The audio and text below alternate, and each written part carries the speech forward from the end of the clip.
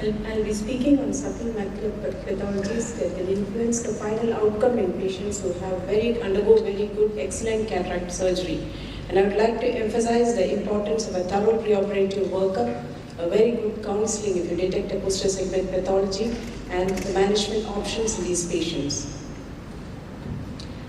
We have presented this course at several forums, and each year before we present, I look at all the patients that we have managed in our own center, either referred to us or our own patients who are dissatisfied and have subtle macular lesions, which could be responsible for that. This is this year's audit. It shows that macular drusen and right type of macular degeneration led the list with 18.24 and 22.4% of the patients. We had patients with retinal pigment epithelial detachment. Macular hole was present in 3 patients.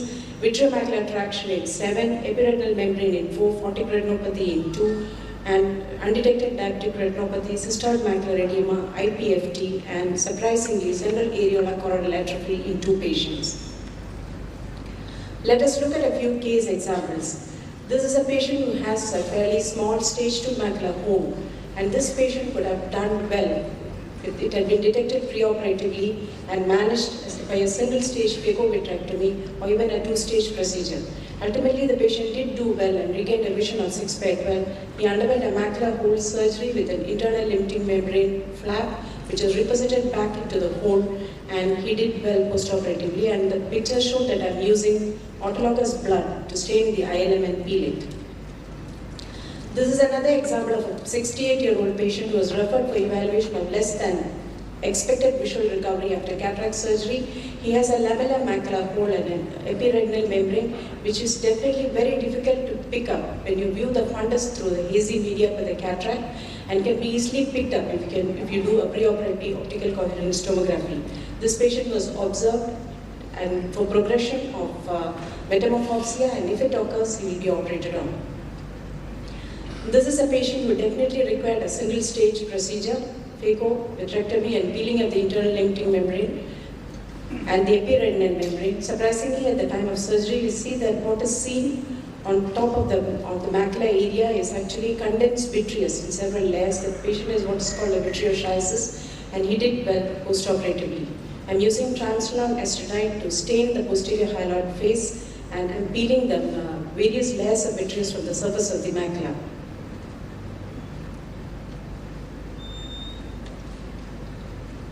It's followed by peeling of the internal limiting membrane.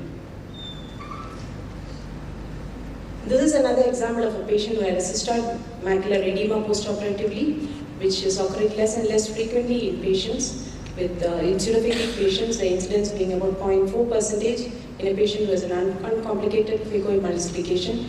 If it is detected by biomicroscopy, and the incidence increases up to 9 to 11% of patients if an OCT is done routinely in the postoperative period. This patient had a pseudophakic cystoid macular edema, which was managed conservatively with topical steroids and non-NSAID drops, and observed. In the period of observation, he developed a lamellar macular hole. He is still under observation and very dissatisfied with his final visual recovery. While you are operating on a myopic patient, you bear in mind that the patient can develop a post-acute plaque at any time in the postoperative period, especially a high myopic patient, such as this patient of ours who developed subnormal vision the first week after surgery, and he had a macular hemorrhage, and he underwent an intravitreal bevacizumab injection. And usually myopic choroidal neovascular membranes respond very well to intravitreal anti-VEGF therapy, and he also responded well. This is another message to take back home. This is one of our patients who is a 70-year-old, the mother of a very bossy doctor, who was evaluated by us for cataract. She had 3+ nucleus sclerosis and posterior subcapsular end stages, and they opted not to undergo surgery at that time and came back 6 months later when her vision had dropped to hand movements. I suggested a preoperative optical coherence tomography for her when I found that her cataract did not account for so much visual loss, but they gave me a printout. It was almost 3 or 4 months old, which looked normal. This is the copy. This is a slide prepared from that printout. She underwent cataract surgery, and postoperatively she had a large macular hole. She was found to have a macular hole and subnormal visual recovery and had to undergo a second procedure. So always advise OCT just prior to cataract surgery and do not rely on old printouts. Vitreomacular traction is another condition that is very frequently picked up, such as in this patient, which is detected preoperatively, and since it was very, very minimal, we did not advise the patient cataract surgery. However, the cataract surgery did good for the patient in that it relieved the vitreomacular traction and there was spontaneous separation of the posterior hyaloid postoperatively, and the patient did well. Vitreomacular traction in this patient did not do so well. It was detected postoperatively, and the patient opted for observation and refused further surgical intervention. You can see that it is slowly progressing to a lamellar macular hole, and in no time will become a full thickness macular hole where hopefully she will agree for surgical treatment. Exudative age-related macular degeneration, especially subtle forms that you see, such as you see here, where the patient has a parafoveal lesion with a small amount of subretinal fluid, was detected postoperatively when the patient had a subnormal visual recovery and referred for management and did well with intravitreal anti-VEGF injection. MACTEL, idiopathic parafoveal telangiectasia, is another condition which is very difficult to pick up if you confine your preoperative evaluation just to fundus examination. And OCT examination with this patient would definitely have picked up the classical changes of IPFT, and the patient could have been counseled on the subnormal visual recovery after cataract surgery and reduces heartburn.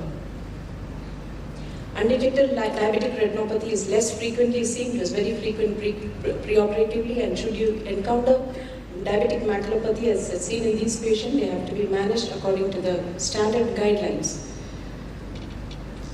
I would like to say a few words of peripheral exudative and hemorrhagic chorioretinopathy, especially since we are operating on very, very elderly patients. And in these patients, especially if they are on platelets, antiplatelet therapy or aspirin, have a tendency to develop massive subretinal bleed, such as in this patient of ours who had an uncomplicated cataract surgery, had good vision in the first postoperative week, and then came back with a blind, painful eye with hyphema, a shallow anterior chamber, and the B-scan showed that he had massive hemorrhagic choroidal detachment. An evaluation of the fundus in the fellow eye showed the classical appearance of PHCR in the form of extensive areas of pigment degeneration in the periphery, drusen material at the periphery. Especially when you are evaluating an old patient, look for this at least in the other eye, fellow eye, which has lesser amount of cataract. This is a very common condition we see now, since most of our patients are on antiplatelet therapy or ecosprin for whatever reason, and in these patients, spontaneous occurrence of massive suprachoroidal or subretinal hemorrhages can be seen. If you are dealing with female patients, carcinoma of breast is a very common condition, and majority of these patients after surgery and radiotherapy will be on non-steroidal estrogen, especially tamoxifen, and these can cause subtle crystalline deficits in the macula and subnormal vision after cataract surgery. These are a few examples from my own practice, and this is the last scenario.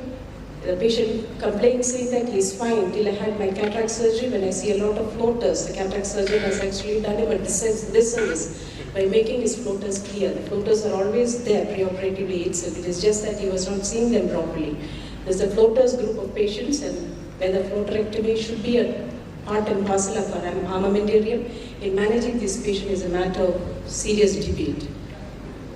So friends, assess your patients thoroughly in the preoperative period, and should you detect a posterior segment pathology, it is always very important to counsel the patient so that he has an idea of how much visual recovery to expect and whether he will be requiring a further surgical procedure in the postoperative period.